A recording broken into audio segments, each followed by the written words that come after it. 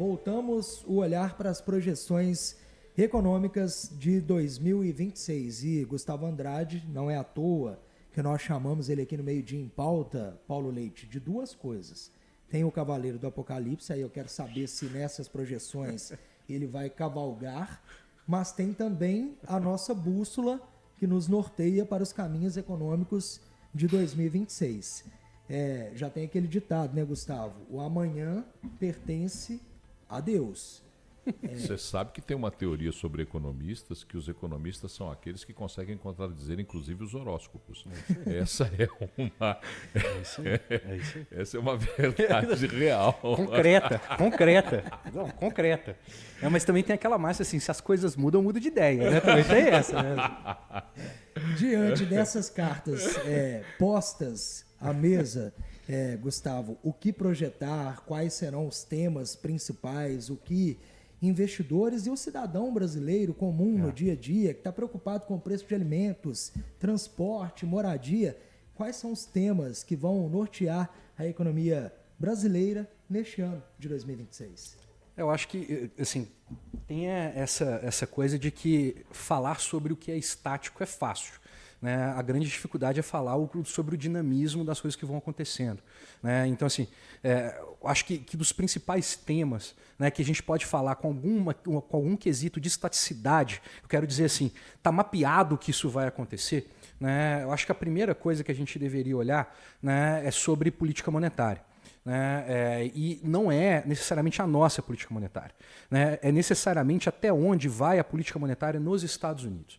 Né? Pela primeira vez desde 2020, a gente tem um combo bastante poderoso, né, que é a entrada de uma política fiscal expansionista com uma política monetária expansionista. A política fiscal, ela ad eterno, ela está expansionista em todo mundo. Né? É só ver o nível de dívida que os países têm. Mas só que pela primeira vez, então, assim, esse ciclo extensivo da política monetária americana, né, ela vai começar a ser cada vez mais importante, porque o que baliza o mundo como um todo é a tal da taxa de juros de 10 anos dos Estados Unidos. Todos os ativos são precificados a partir disso porque, por definição, né, esse é o ativo livre de risco por excelência. Né? Não é a nossa Selic. Né? É, na verdade, esse tema todo, e isso norteia todas as outras políticas monetárias e todas as outras decisões. E é engraçado a gente falar sobre esse tema, porque a gente está questionando, né, assim, de alguma maneira, desde o ano passado, a questão da institucionalidade da política monetária, né, como autônoma também nos Estados Unidos. Né? Essa coisa mais agressiva do Trump e etc., de ainda vou nomear talvez o Kevin Hassett, aí tem o Miran, que é um cara mais tomador de risco com a inflação e etc. Então, esse eu acho que é o grande tema que vai nortear muita coisa. Né? Mas só que o engraçado assim, é que lá fora, os Estados Unidos, tem uma outra coisa acontecendo, né, que é relevante, que não é a invasão da Venezuela e não é a OTAN e Groenlândia, embora isso sejam temas muito importantes ao longo do tempo. Né, que é essa eleição do midterms para os Estados Unidos, né, assim, para o Trump. Né, tem essa máxima que assim, populismo é simplesmente uma questão de datas, é simplesmente uma questão, né, de quando vai acontecer, não é de direita nem de esquerda. Né, e por que isso importa? Porque a política fiscal expansionista e a política monetária, né, expansionista estão todos envoltos nessa temática muito relevante, né, que é a eleição dos midterms americanos. Midterms é a eleição dos congressistas, né, como se fosse o nosso Congresso. É aquela eleição, né, do meio do caminho, isso, entre o começo do mandato e o fim do mandato do presidente. E isso é o ponto zero de partida para o Trump, porque ele consegue fazer o que ele consegue fazer hoje, porque ele é o chefe do executivo, o Senado é republicano e o Congresso é republicano. E isso importa muito para o processo, inclusive, inflacionário do mundo. Né, por exemplo, né, uma coisa relevante. Gustavo, desculpa até claro. te travar. Há 2 dias o Trump até falou, se não vencermos essa eleição de meio de mandato, vou sofrer o impeachment. Isso acho que é isso a ver, mas... por exemplo, uma das coisas, né, assim, ele quer dar um cheque de $2 mil, né, a partir das receitas do tarifaço. Né, você quer uma coisa mais populista do que isso? Né? E aí ontem, né, não sei se todo mundo viu, acho que eu mandei para vocês, né, ele tomou 2 decisões assim, interessantíssimas. A primeira meio à la Trudeau no Canadá, né, que é assim, agora não tem mais investidor, né, em multifamily housing, né, que é o nosso multifamily house, só para, sabe aquelas coisas lá no Vila da Serra que tem 5 torres e todo mundo, né, tem a piscina, a quadra de tênis, etc. Isso que eles chamam de multifamily. E ele tá muito preocupado, porque o cara que votou nele, que é o eleitor médio, ele simplesmente quer voltar com o American Dream. Assim, eu quero simplesmente poder ter minha casa de novo, né? Eu comprar uma casa, eu realizar os sonhos. Né? E o preço de casas novas, né, da pandemia, praticamente dobrou. Então o cara jovem, não só ele não consegue fazer poupança, mas ele não consegue comprar a casa e etc. Né? E isso tem ficado muito na mão de investidores, que também elevam o preço dessa coisa. O que ele decidiu fazer? Falou assim, não existe mais isso. Assim, foi uma coisa meio a lá Xi Jinping, na verdade, não foi nem Trudeau. Né? E por que ele quer fazer isso? Porque ele quer recuperar esses votos. Então, assim, você tem um cara, o que eu quero dizer com isso, um dos principais temas, é que você tem um cara que manda na economia, né, que ele vai fazer de tudo para ganhar isso, e é política fiscal expansionista, populista, e isso vai ter efeitos muito grandes para o mundo como um todo, via taxa de juros americana e via inflação. Né? E lá, assim, né, uma outra coisa que aconteceu foi que ele elevou, né, o orçamento militar de $1 trilhão para $1,5 trilhão. Né? Só para ter uma consciência do que é isso é mais ou menos 30 vezes o orçamento militar da França. Tá? É muita coisa. E se isso não é um sinal do que há de vir, né, eu acho que a gente está sendo muito ingênuo. Né? Então, assim, eu acho que esse é um dos principais temas lá fora. Não sei se você ia comentar alguma coisa, Paulo. Não, é só porque eu achei interessante a sua definição de populismo. Como é que é? O populismo, ele... É uma questão de datas. É uma questão de tempo, né? Não precisa ser de esquerda ou de direita. E, na verdade, a gente tem que começar a compreender isso. O eleitor tem que começar a sintonizar-se um pouco mais nessas questões do populismo, porque algumas das razões do populismo, e a principal delas, é a separação. Os meus, nós, contra eles. E se esquece do senso comum ou da transformação no senso comum, que é o mínimo que se espera de alguém que governe. Exatamente. Só que isso o populista não tem preocupação alguma, e aí não importa, tá? Se é de direita ou de esquerda, o resultado será o mesmo. Assim, puxando um pouco para a gente, assim, como que a gente está nesse esquema do mundo como um todo, assim, eu escutei uma frase, primeiro falando em termo internacional, que eu achei sensacional, assim, que o Brasil deveria ser a perfeita Suíça em tudo que ele faz a partir de agora. Né? Porque assim, o embate que importa, né, é interesses China e interesses Estados Unidos. E todo o envoltório, né, todo mundo eu acho que eu já usei essa frase antes, assim, todo mundo é meio que efeito colateral. Assim, todos os países vão ser efeito colateral dentro dessa briga. E o Brasil está muito inserido nisso.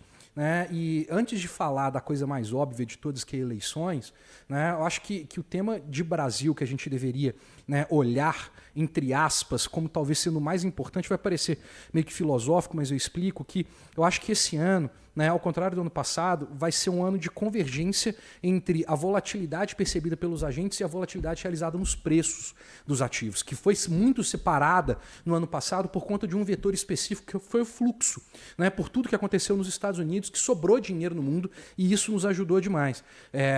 Assim, eu tenho dúvidas se a continuidade da ajuda do fluxo ou do cenário externo, né, dentro das nossas idiosincrasias vai ser tão preponderante como foi no ano passado. Então, eu acho que no tema de Brasil, a gente vai perceber isso muito mais aqui. Né? E isso vai acontecer pelo somatório de política mais economia.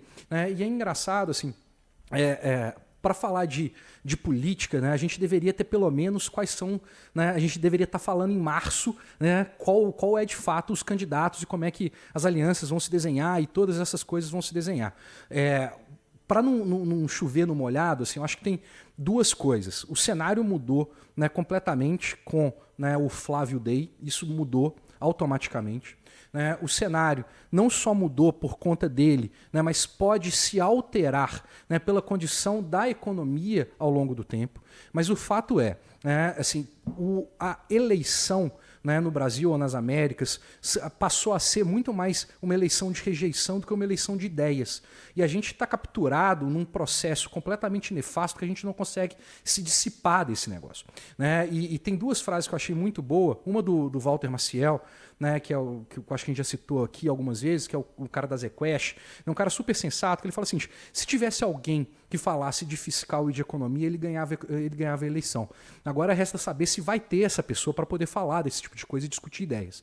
Né? E a outra frase que eu achei muito interessante, assim, para falar do processo eleitoral brasileiro como um todo, né, é que o incumbente, né, ele tem sim, né, uma força muito maior do que qualquer precificação do mercado a priori. Né? Então a gente ainda não sabe grande parte das coisas que vão acontecer para esse processo. Como foi, por exemplo, né, eu citei no primeiro bloco, né, 3 meses antes da eleição, a questão do ICMS do Bolsonaro para tentar controlar a inflação, porque a percepção do eleitor médio ela é de curto prazo, ele não percebe outras coisas. Né? E a melhor frase assim, do que a gente tem visto é que, em geral, desde o processo, né, do plano real, ao longo do tempo, né, que a inflação foi controlada e etc., todo o processo eleitoral, né, ele se voltou, né, simplesmente qual é o processo interpretativo do bolso das pessoas. Né? Todo mundo simplesmente tem a tendência, né, de sancionar se alguma coisa está boa ou de mudar se alguma coisa está ruim.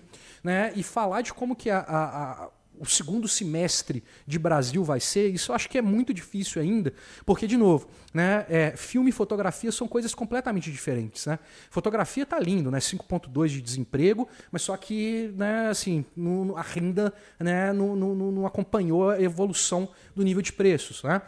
Você tem uma incerteza gigante do que pode vir, o que pode sobrar para a gente, de várias outras coisas, inclusive pelo cenário geopolítico e por aí vai. Então, mas para colocar como um último tema, né, que talvez seja a coisa mais difícil de cravar, entre aspas, né, do que vai acontecer, é tentar interpretar qual é a função de reação dos agentes à medida que essas duas grandes searas vão acabar acontecendo. Então tem muita coisa que a gente vai ter que discutir ao longo do tempo. Né, e como é que isso se reflete em ativos. Né, assim, eu acho que isso é engraçado porque ficar perguntando assim, o que eu compro, o que eu vendo? Eu falei assim, tô fora, né? Eu faço isso para mim, né? E acabou. Acho que essa coisa tem que separar. A única coisa que eu posso discutir com maior clareza, que talvez seja a maior dica de todas, né, é que em eventos, né, bastante diferentes como vão ser 2026 e que não podem ser interpretados, né, pela lógica curto-prazista somente, né, a única coisa que manda é a liquidez.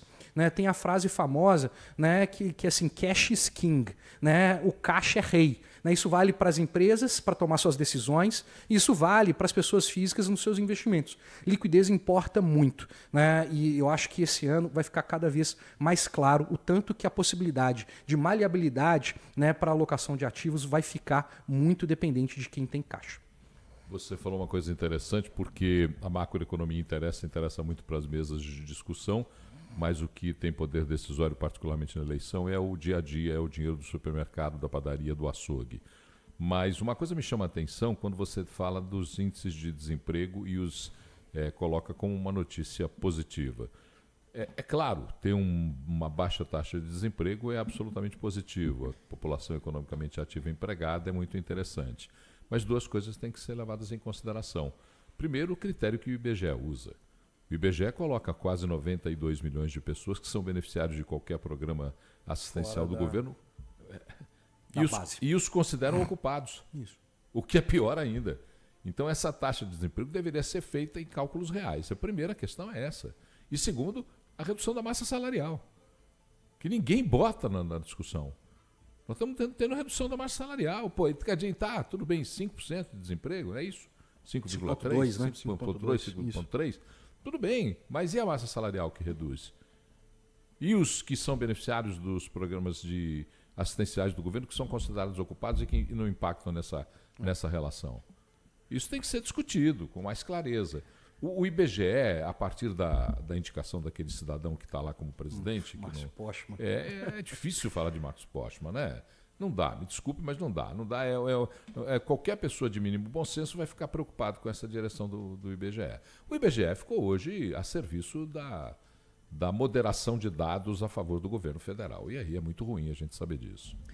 Gustavo Andrade, nosso economista, colunista, bússola e cavaleiro do apocalipse também. Mas hoje nem tanto. Hoje não. Hoje nem tanto. Hoje não, Falei que as coisas vão ser difíceis, hoje não, foi mas comedido. estejam líquidos. Foi comedido. Vai ser difícil, mas estejam líquidos. Foi comedido. Olhe para o dá pra caixa, cavalgar. porque tudo será melhor. Muito obrigado e até amanhã. Um abraço, pessoal.